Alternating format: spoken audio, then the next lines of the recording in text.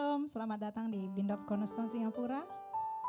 Kita bersyukur kalau hari ini kita boleh memiliki damai dan sukacita yang datangnya dari Tuhan. Mari sebelum kita mulai ibadah, kita sama-sama mengingat setiap kebaikan Tuhan yang Tuhan izinkan untuk boleh kita rasakan dan alami. Bapa, kami bersyukur Tuhan untuk pagi yang begitu indah, untuk hari yang begitu penuh pengharapan Tuhan. Kami bersyukur Tuhan, kami punya Allah yang dahsyat dan ajaib. Tiada satu seperti-Mu Tuhan, yang kami mau sembah, yang kami mau puji, dan kami tinggikan di dalam hidup kami. Saat ini Tuhan, kami mau siap Tuhan untuk angkat setiap pujian dan hati kami Tuhan ke hadapan-Mu, biar Engkau boleh disenangkan dan disukakan. Terima kasih Tuhan Yesus, hanya di dalam nama-Mu kami berdoa dan mengucap syukur. Amin. Mari kita nyanyi dan puji Tuhan.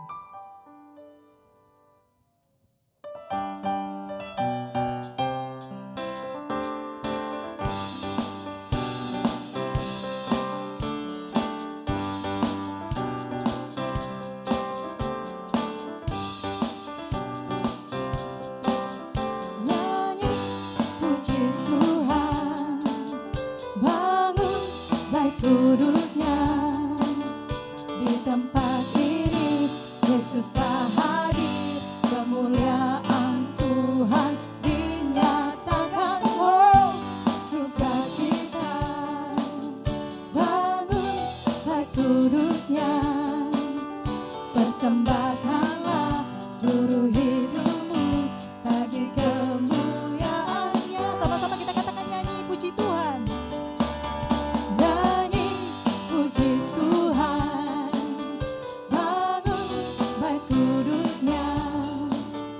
Di tempat ini Yesus telah hadir, kemuliaan Tuhan dinyatakan. Oh, sukacita, bangun baik kudusnya.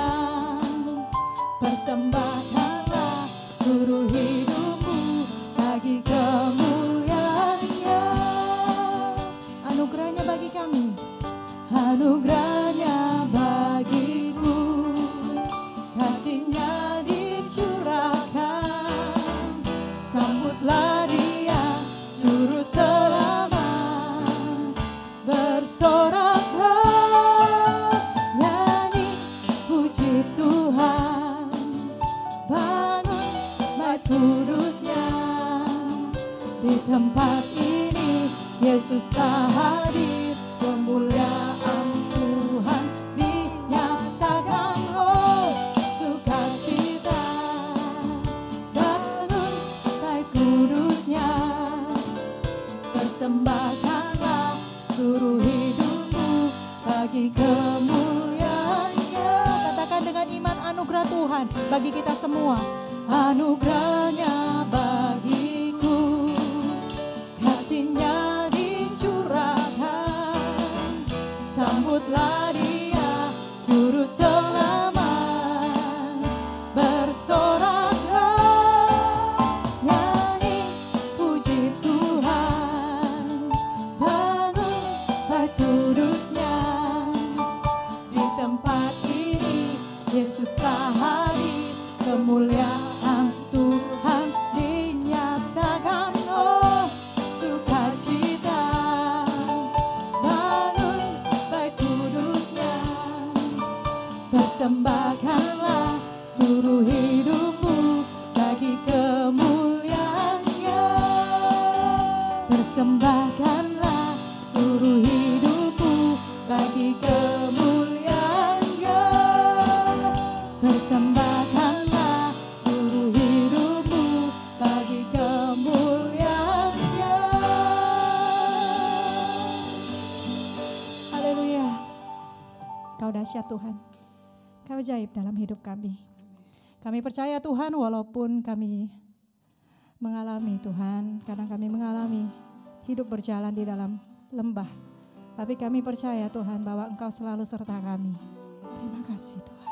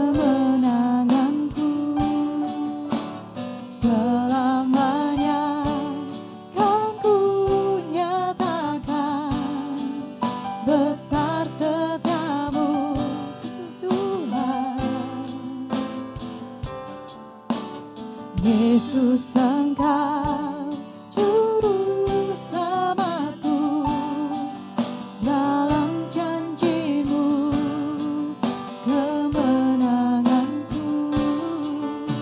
Selamanya kan ku nyatakan besar setiamu Tuhan di hidupku.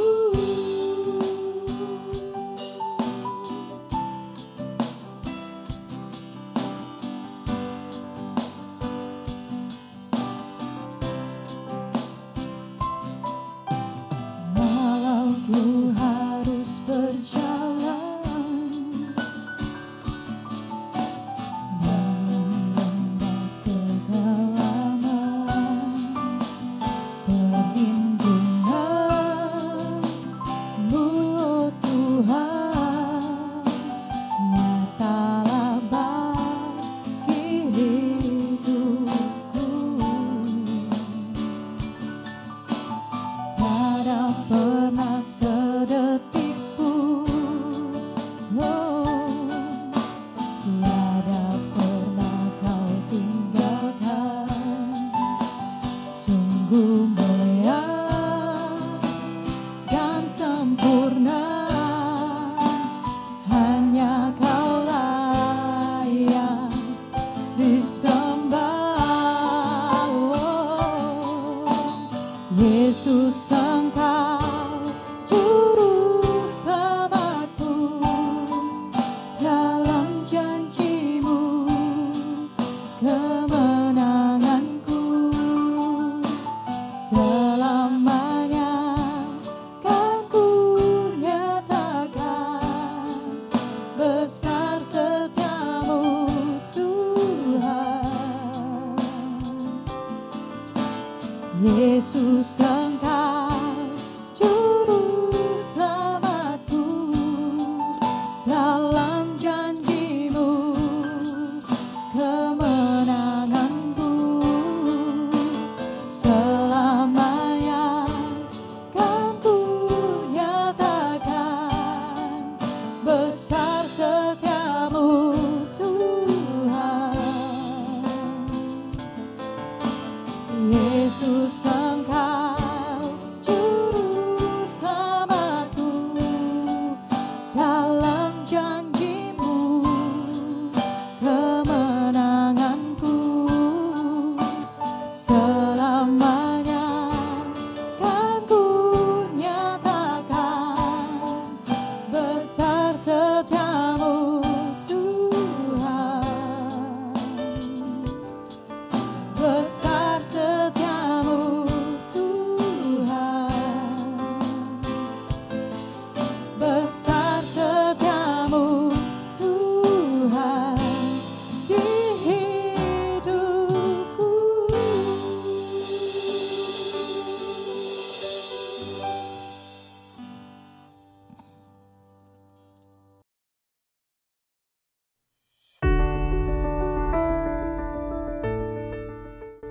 Shalom everyone, Salam semuanya, welcome. selamat datang. I'm so happy to have this time of giving back unto the Lord. Saya senang sekali kita mempunyai waktu untuk memberikan kembali kepada Tuhan. This is a thing that every Christian, every God-fearing Christian should be doing. Dan ini adalah sesuatu yang orang-orang Kristen yang takut akan Tuhan harus lakukan. When you love God, Ketika saudara mengasihi Tuhan, when you understand what He has done for you, dan ketika saudara mengerti apa yang telah Ia lakukan kepada saudara on the cross of Calvary, di atas kayu salib Kalvari, He paid the price in full for you. Dia telah membayar harganya dengan lunas bagi saudara. He is the only one and only God that I know. Dia adalah hanya satu-satunya Tuhan yang saya tahu. He is the only God that came down from heaven to earth Dia hanya satu-satunya Allah yang datang dari surga turun ke bumi to give Himself for you. dan memberikannya kepada saudara. I do not know of any other God who has done that. Saya tidak tahu Allah mana yang bisa memberikannya, yang bisa melakukannya kepada saudara. The one and only Jesus Ya, hanya Yesus who came down from heaven to earth yang datang dari surga ke bumi, to offer Himself for you. yang memberikan dirinya kepada saudara. That is why John 3:16 says, God so loved the world Dan di Yohanes 3:16 berkata, karena Allah begitu mengasihi dunia ini, He gave Himself for you. Dia memberikan dirinya kepada saudara. And only Jesus has done that.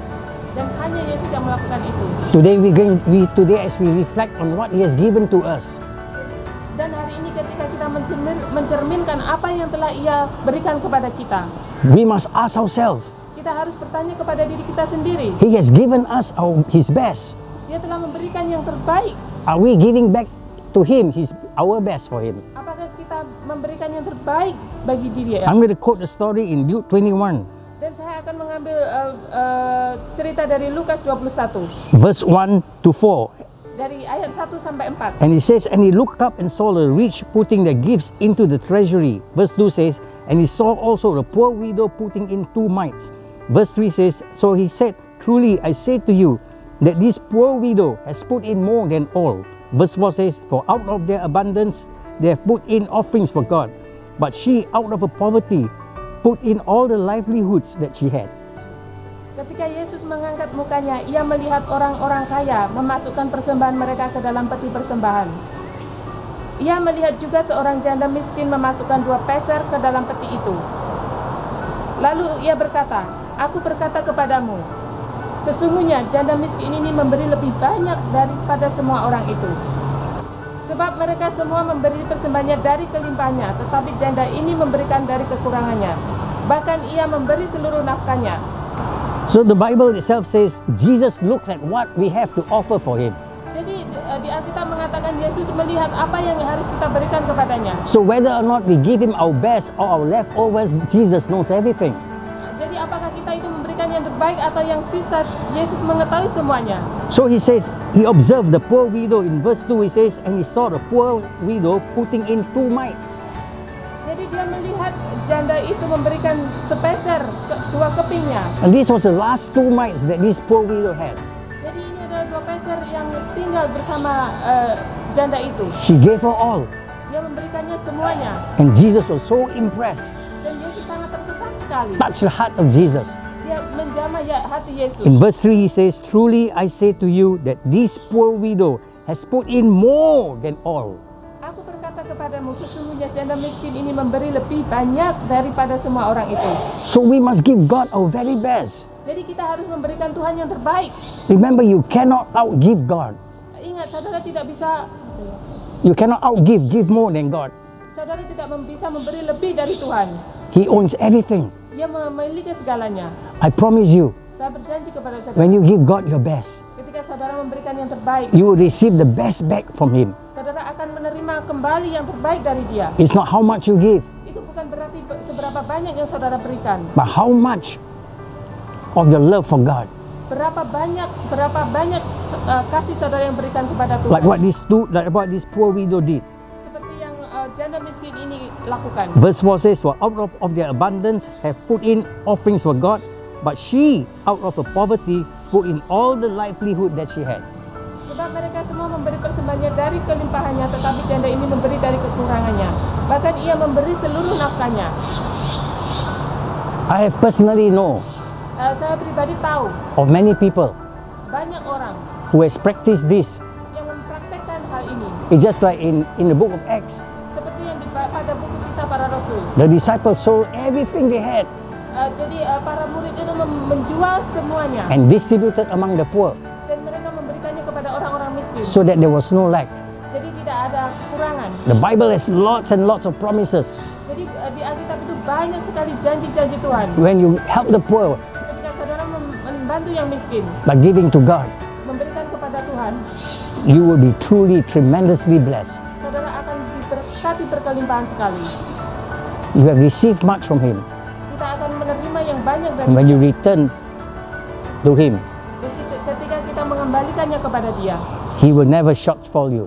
Dia tidak akan mengecewakan saudara. So I want to encourage you Dan saya ingin mengajak saudara semua. that by faith, Jadi dengan iman, today you will give ketika saudara memberi, out of your, not out of your abundance, but out of what you have. bukan dari kelimpahan saudara, tapi dengan kelimpahan yang apa saudara punya. And I promise you, Dan saya berjanji kepada saudara, you will not regret. saudara tidak akan menyesal. So I want to encourage you Jadi saya ingin mengajak saudara to make giving untuk menjadikan pemberian ini part of your life. jadi adalah bagian dari hidup saudara. Just like living in by faith, Jadi seperti hidup oleh iman. you just make giving part of your life.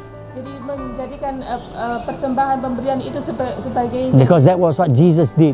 Jadi itu apa yang Yesus lakukan. He gave you His life, His best for you. Dia memberikan hidupnya yang terbaik bagi saudara. So I want to encourage you Jadi saya ingin mengajak saudara to give back your best for Him. untuk memberikan yang terbaik bagi dia. In Jesus' name, thank you. Dalam nama Yesus, terima kasih.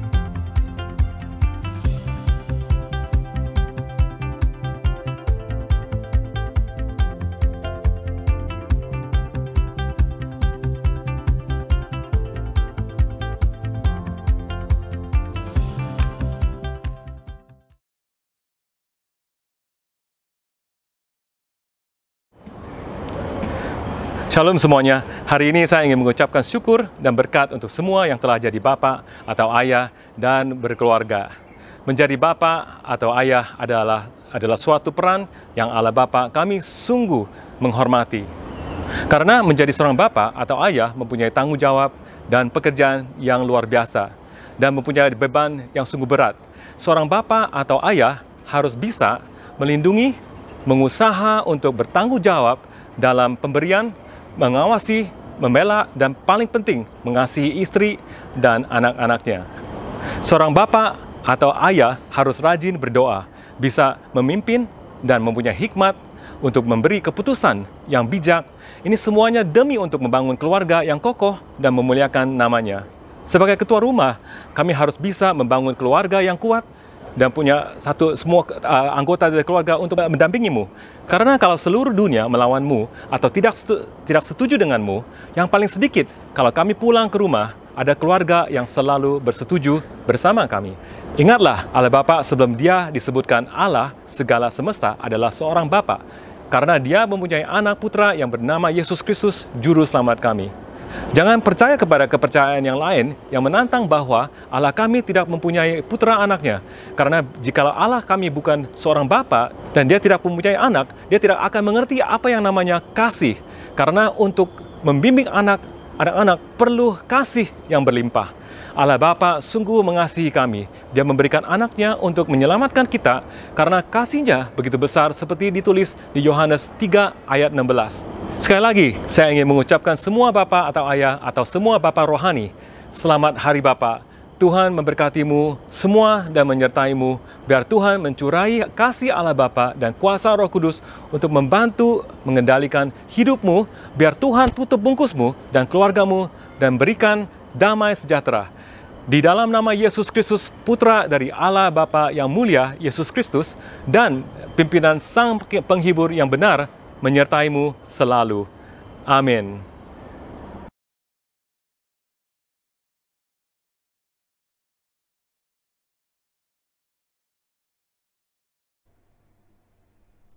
Shalom saudara-saudara, selamat hari Minggu, senang sekali bertemu kembali dengan saudara. Dimanapun saudara berada, semoga saudara semua dalam keadaan sehat dan dalam keadaan penuh sukacita. Sebelum kita masuk dalam firman Tuhan, mari kita mulai dengan doa dulu. Kita buka dengan doa dulu ya. Oke.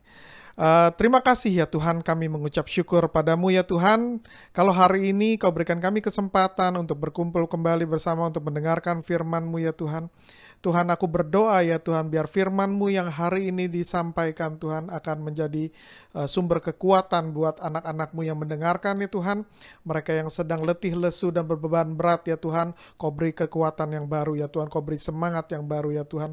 Mereka yang sedang sakit ya Tuhan, Kau sembuhkan ya Tuhan Yesus. Terima kasih ya Tuhan. Tuhan, Kau alirkan kasih-Mu ya Tuhan Yesus, dan Kau bangun iman semua orang yang mendengarkan ya Tuhan. Terima kasih Yesus, hanya dalam nama-Mu Yesus kami berdoa dan mengucap syukur. Amin. Shalom sekali lagi saudara-saudara. Banyak dari kita yang memiliki pengalaman di masa lalu yang mungkin menyakitkan atau mungkin memalukan. Pengalaman ini meninggalkan tanda bekas luka atau kalau bahasa Inggrisnya disebut scar, yang mungkin menimbulkan rasa sedih, rasa malu, atau bahkan rasa marah setiap kali kita melihat tanda bekas luka ini atau setiap kali kita teringat akan apa yang terjadi pada kita di masa lalu. Hari ini saya hendak berbicara secara khusus tentang luka yang terjadi di hati kita dan di batin kita. Lukanya sendiri mungkin terjadi mungkin di masa lalu, tapi masih meninggalkan bekas yang masih terasa sampai hari ini. Dan bahkan mungkin sampai hari ini masih mempengaruhi kehidupan kita karena kita memandangnya sebagai sesuatu yang memalukan yang harus kita bawa seumur hidup kita.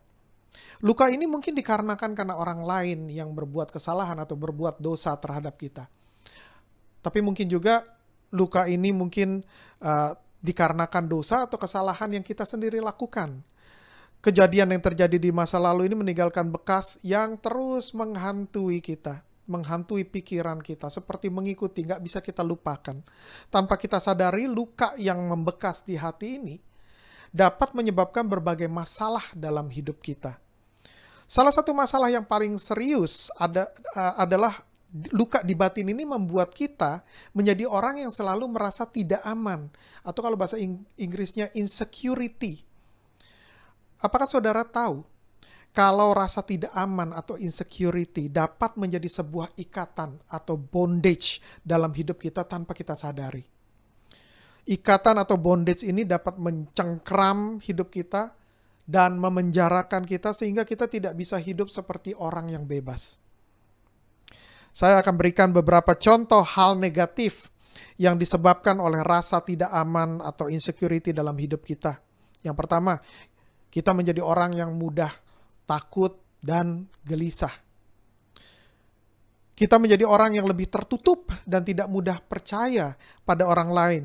Karena kita selalu merasa kalau orang lain mengetahui tentang masa lalu kita yang kelam, maka kita akan dihina atau bahkan kita akan ditolak.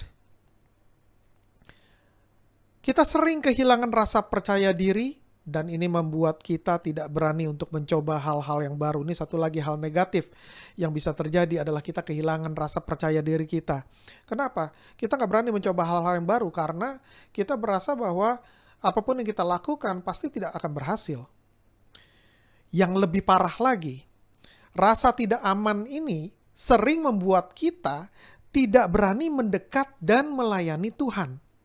Karena setiap kali kita mau mendekat pada Tuhan, selalu keluar di pikiran kita tuduhan-tuduhan bahwa hidup kita ini kotor, bahwa hidup kita ini tidak layak untuk berhadapan dengan Tuhan. Kalau ikatan ini dibiarkan, maka dengan mudah kita akan menerima segala kebohongan dan tuduhan yang musuh kita si iblis sodorkan pada kita. Saya merasa hari ini, saat ini saya sedang berbicara dengan banyak dari saudara yang mungkin punya masalah dengan ikatan rasa tidak aman atau insecurity di hidup saudara. Saudara merasa mengerti benar apa yang saya sebutkan tadi, hal-hal negatif tadi, karena itu yang saudara rasakan juga di hati saudara. Ikatan atau bondage ini mungkin sudah membuat saudara gagal dalam banyak hal. Atau bahkan ikatan ini sudah menghambat atau membatasi potensi yang sebenarnya saudara miliki. Tapi hari ini kalau saudara mau, saudara bisa keluar dari ikatan ini. Saya berdoa, saya berharap firman Tuhan yang saudara akan dengar hari ini akan memperbaharui jalan pikiran saudara dan akan merubah hidup saudara.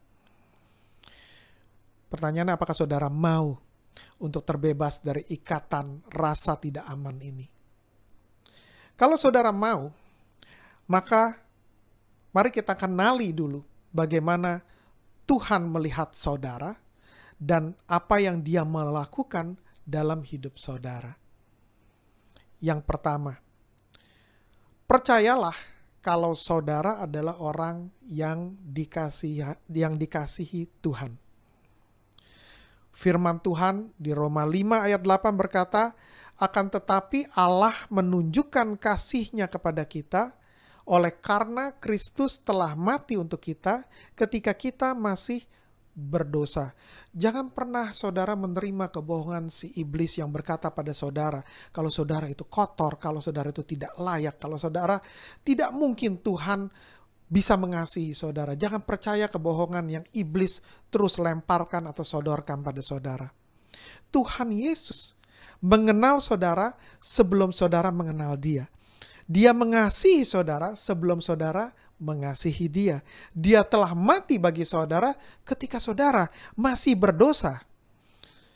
Percayalah, Tuhan Yesus mengasihi saudara. Itu yang firman Tuhan katakan. Percayalah.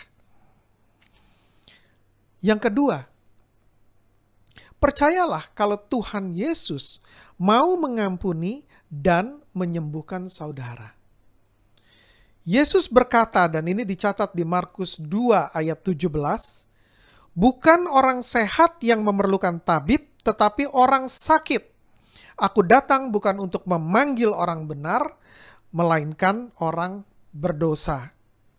Kalau saudara merasakan bahwa ada luka di batin saudara, yang menyebabkan banyak kesedihan dan kepahitan di hidup saudara, ketahuilah bahwa Tuhan Yesus datang untuk menyembuhkan saudara. Kalau saudara selalu merasa malu dan penuh penyesalan karena dosa yang saudara lakukan, ketahuilah bahwa Tuhan Yesus datang untuk mendapatkan saudara dan untuk membawa saudara kembali ke jalan yang benar. Kalau saudara minta ampun pada Dia untuk semua dosa yang saudara lakukan, maka Dia akan mengampuni saudara. Amin. Yang ketiga, Tuhan Yesus sanggup memulihkan hidup saudara. Percayalah kalau Tuhan Yesus sanggup memulihkan hidup saudara. Di kitab Roma 8 ayat 28, Rasul Paulus memberitahukan pada kita bahwa Allah turut bekerja dalam segala sesuatu untuk mendatangkan kebaikan bagi mereka yang mengasihi Dia, yaitu bagi mereka yang terpanggil sesuai dengan rencana Allah.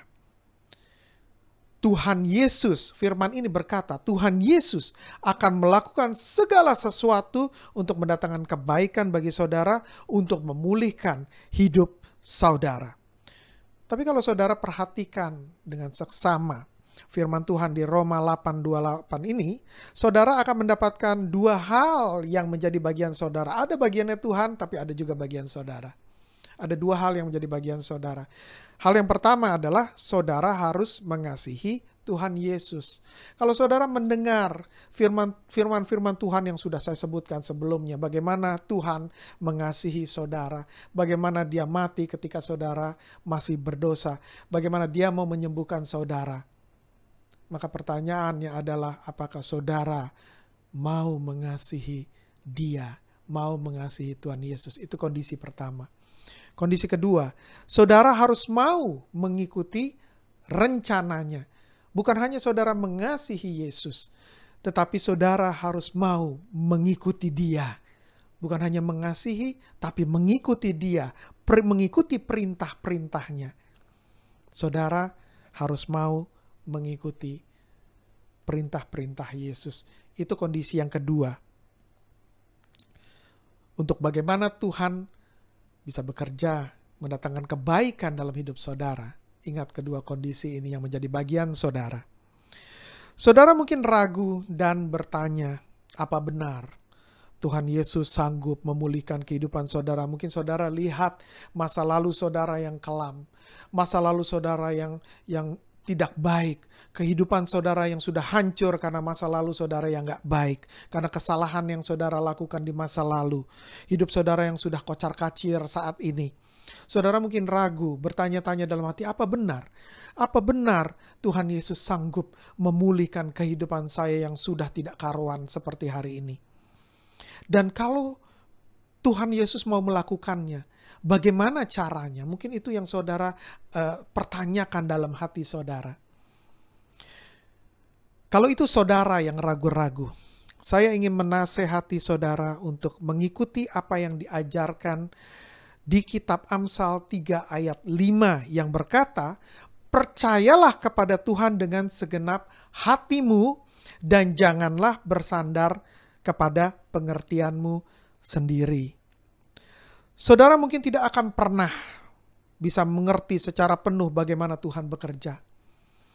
Tapi walaupun saudara tidak mengerti, percayalah Tuhan terus bekerja.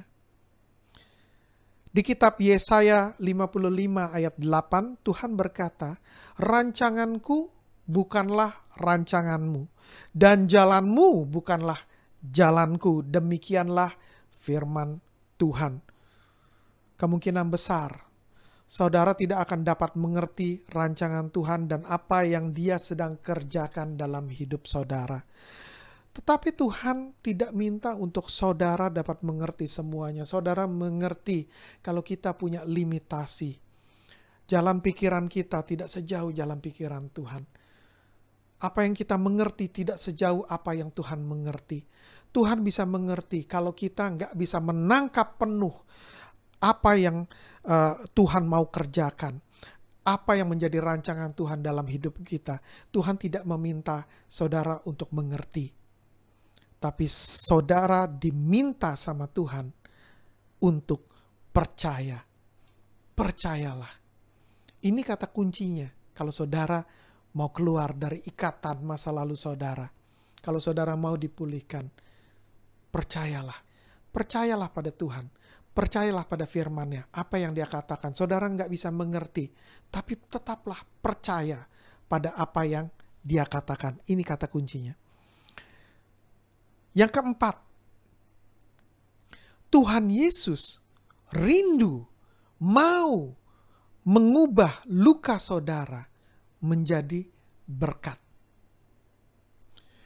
Apakah saudara tahu kalau Tuhan Yesus sendiri juga memiliki luka?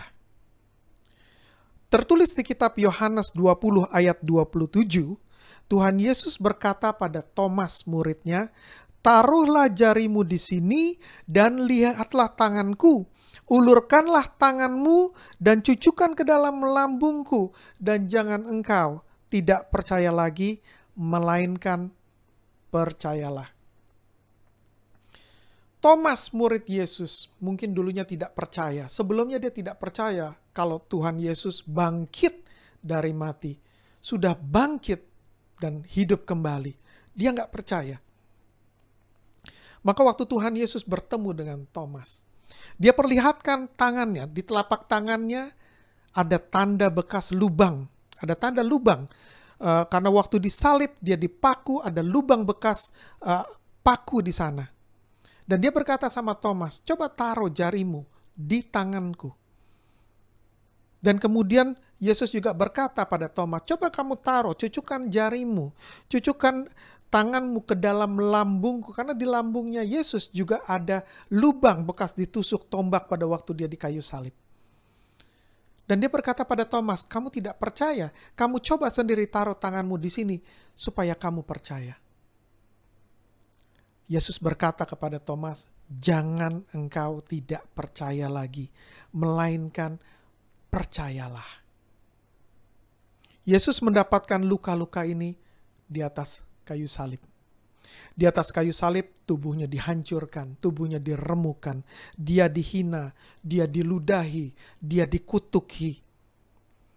Tapi saya rasa salah satu yang paling berat buat Yesus adalah ketika dia dihianati oleh muridnya. Adalah ketika dia harus melihat bagaimana murid-murid yang dikasihinya satu persatu meninggalkan dia. Tuhan Yesus bukan hanya merasakan luka di tubuhnya, tapi dia juga harus mengalami luka di hatinya yang disebabkan oleh orang-orang yang dikasihinya. Tapi karena dia sendiri mengalaminya, maka Tuhan Yesus dapat merasakan apa yang saudara saat ini rasakan. Kesedihan saudara, kepahitan saudara, luka saudara, Tuhan Yesus dapat mengerti karena dia sendiri pernah mengalaminya.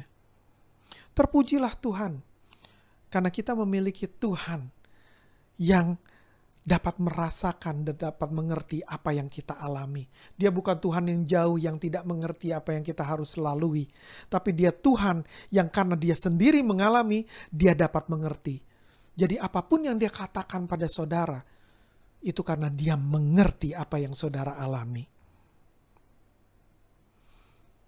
Tapi Tuhan Yesus tidak berhenti dengan lukanya saja. Dia tidak berhenti, dia tidak menyerah. Tapi dia merubah luka yang dialaminya menjadi kemenangan. Salib yang sebelumnya lambang penghukuman yang terkejam, lambang kutuk, dia rubah jadi lambang kemenangan. Salib kalau saudara lihat saat ini adalah lambang keselamatan. Lambang keselamatan dari semua orang yang percaya.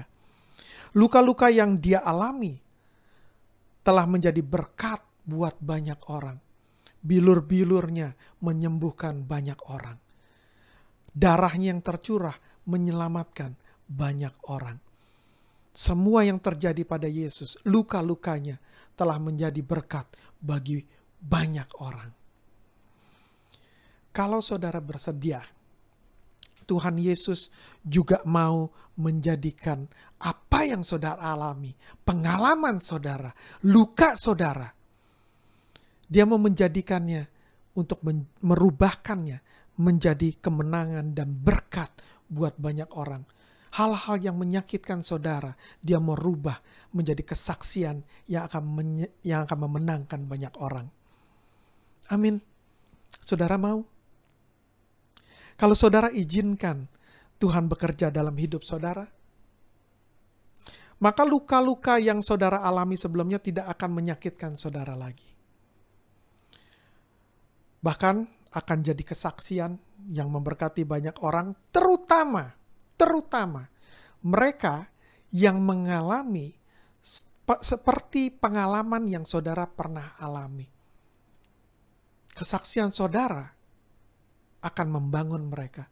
Kesaksian saudara akan menghibur mereka. Kesaksian saudara akan memenangkan mereka. Saya akan tutup khotbah saya hari ini dengan sebuah kejadian menarik yang tertulis di kitab Lukas 5 ayat 27 sampai 28. Lukas 5 ayat 27 sampai 28 berkata seperti ini.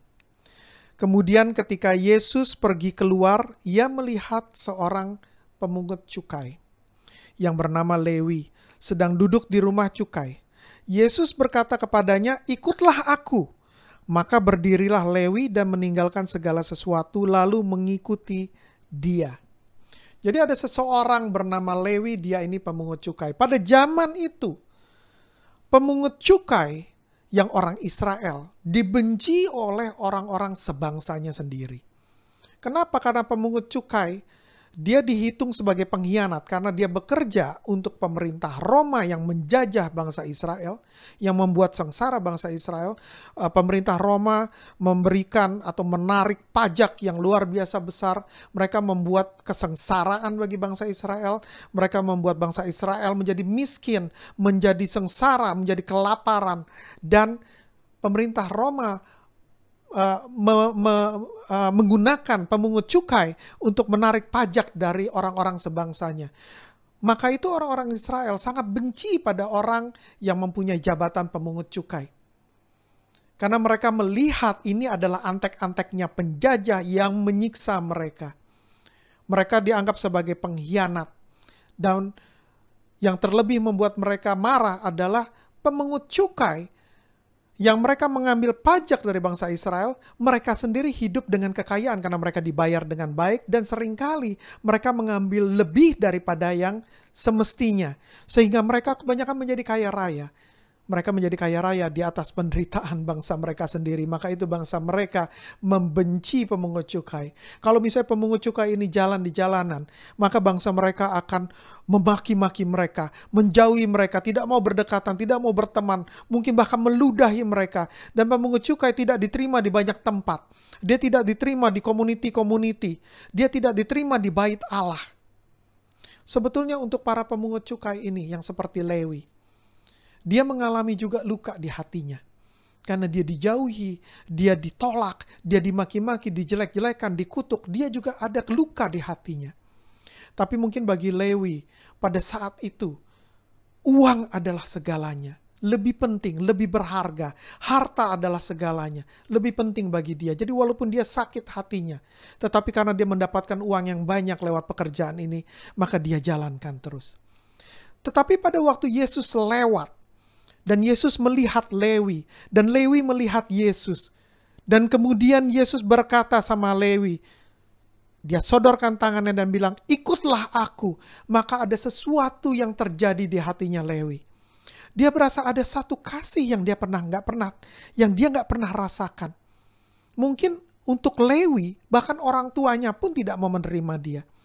Tapi waktu dia melihat Yesus, waktu Yesus berbicara pada dia, dia merasakan, Yesus menerima dia. Yesus tidak menolak dia. Bahkan dia bisa merasakan Yesus mengasihi dia. Bahkan dia mendengar Yesus bilang, ikutlah aku. Maka ada sesuatu yang baru yang terjadi di hatinya. Ada sukacita yang mengalir. Dia berasa, dia menemukan satu harta yang lebih daripada uang. Lebih daripada harta yang sebelumnya dia miliki. Dia mendapatkan Tuhan Yesus, sesuatu yang sangat-sangat berharga. Dan sebab itu, firman Tuhan berkata, segeralah Lewi berdiri dan meninggalkan segala sesuatu lalu mengikuti dia. Karena dia berasa, sekarang aku mendapatkan yang paling berharga dalam hidupku. Memberikan sukacita, aku rasakan kasihnya. Selama ini aku gak pernah merasakan kasih, tapi aku merasakan kasihnya Yesus. Yang sangat menarik adalah apa yang Lewi lakukan berikutnya, yang tertulis di Lukas 5 ayat 29. Dan Lewi mengadakan suatu perjamuan besar untuk dia di rumahnya, untuk Yesus, dan sejumlah besar pemungut cukai dan orang-orang lain turut makan bersama-sama dengan dia. Saya rasa, karena Lewi sudah memutuskan untuk meninggalkan pekerjaannya, untuk meninggalkan masa lalunya yang kurang baik, untuk meninggalkan segala sesuatu yang menyedihkan di belakang, dan dia mau ikut Yesus. Nah, Lewi ini mungkin tidak punya banyak teman. Mungkin teman-temannya terbatas adalah pemungut-pemungut cukai yang lain, yang juga mengalami pengalaman yang sama dengan dia, yang juga dijauhi, yang juga ditolak, yang juga dibuang oleh keluarga mereka.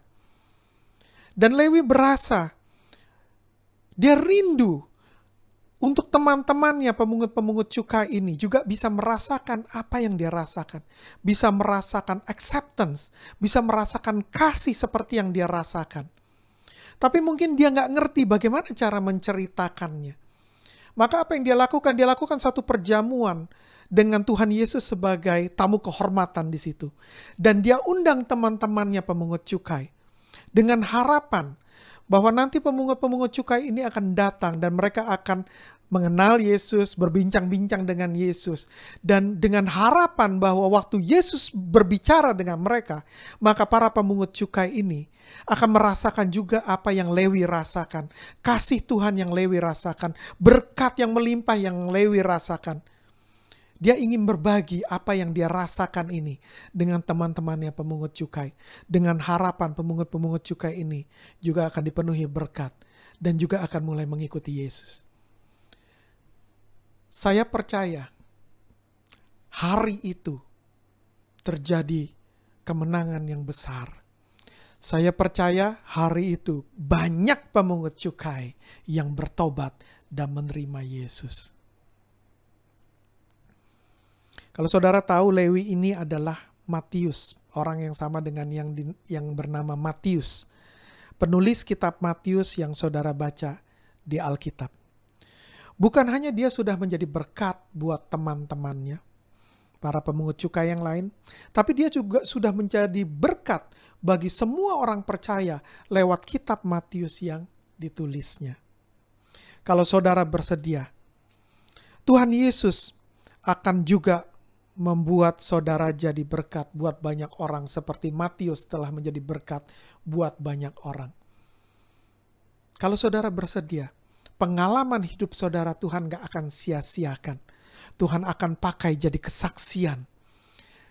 kesaksian buat orang-orang yang punya pengalaman seperti saudara. Saudara akan mulai bersaksi pada mereka bagaimana Tuhan Yesus menyelamatkan saudara. Dan orang-orang yang punya pengalaman, orang-orang yang sudah terpuruk, orang-orang yang sudah jatuh sebelumnya karena pengalaman mereka di masa lalu, mereka bisa bangkit mendengar kesaksian saudara. Itu yang jadi kerinduan Tuhan Yesus bagi saudara. Dan kalau saudara bersedia, hari ini sesuatu yang besar, perubahan yang besar akan terjadi dalam hidup saudara. Waktu saya mempersiapkan khotbah ini, saya berharap pada waktu saudara mendengarkan firman Tuhan hari ini, saudara akan mendapatkan pemulihan dalam hidup saudara. Rasa tidak aman dalam hidup saudara atau insecurity dalam hidup saudara akan digantikan dengan damai sejahtera dan sukacita karena kasih Allah yang melingkupi saudara. Amin. Saudara bisa mengerti apa yang saya katakan. Saudara bisa menerima apa yang saya bagikan. Amin. Saya akan tutup dengan doa. Mari kita tutup hari ini dengan doa. Ya Tuhan Yesus, terima kasih ya Tuhan atas semua firman-Mu yang telah Kau bagikan ya Tuhan Yesus.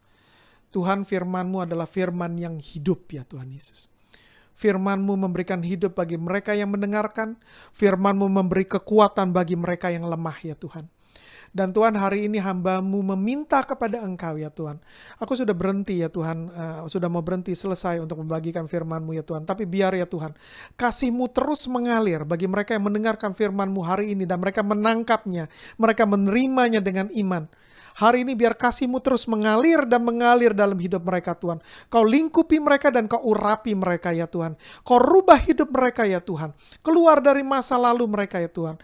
Keluar dari bekas luka mereka ya Tuhan. Keluar dari pengalaman-pengalaman buruk mereka ya Tuhan. Keluar dari ikatan rasa tidak aman atau insecurity di hidup mereka Tuhan. Ya Tuhan, biar yang lalu sudah berlalu ya Tuhan. Dan yang baru sudah datang ya Tuhan. Tuhan, berkati mereka semua yang mendengarkan Engkau, firman-Mu hari ini Tuhan. Dan biar mereka mendapatkan kesegaran dalam hidup mereka. Terima kasih Yesus. Terima kasih atas berkat-Mu Yesus. Terima kasih ya Lord. Hanya dalam nama-Mu Yesus kami berdoa dan mengucap syukur. Semua yang percaya katakan amin. Tuhan memberkati saudara semua. Terima kasih untuk semua yang telah mendengarkan khotbah. Kami harap Anda telah diberkati. Sekali lagi, terima kasih telah menghubungi kami. Tuhan memberkati Anda. Jika Anda ingin tahu lebih banyak tentang kami, silakan kunjungi situs web kami di www.bindof.com. Jika Anda ingin kami mendoakan untuk kesembuhan, silakan email kami dengan informasi penyakit yang perlu didoakan, nama dan alamat email Anda ke alamat email kami di bindof@cscc.org.sg. Kami akan turut mendoakan kesembuhan untuk Anda dalam tim doa kami dan kami akan menghubungi Anda melalui email. Kontak pribadi Anda tidak akan digunakan untuk tujuan lain. Kami hanya menerima untuk permintaan yang dinyatakan di atas.